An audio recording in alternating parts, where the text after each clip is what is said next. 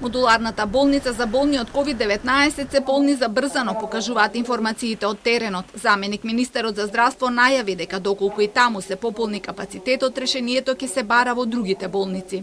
Има други рестриктивни мерки во другите болници, кои што ние ќе треба да ги преземеме, за да може да се намали бројот на пациенти кои што се хронични и можат да бидат, односно елективни, и може да бидат на листа на чекање.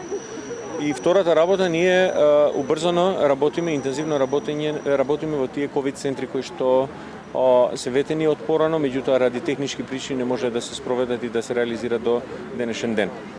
Болницата има капацитет од 70 кревети, а дел од нив веќе се пополнети. Лекарите повикуваат на почитување на мерките за кои Хасани смета дека се адекватни на бројот на заразени. Дали ќе има нови, ќе зависи од ситуацијата. Комисијата за заразни заболувања и Министерството за здравство вигилентно ги следи податоците и информациите кои што ни стигнуваат од теренот, исто така информациите кои што ни стигнуваат од болниците во цела држава. И веќе има информации каде што се гледа дека болниците почнуваат полека да се пополнуваат. Тоа полека не останува така баш полека, туку останува малку поубрзано.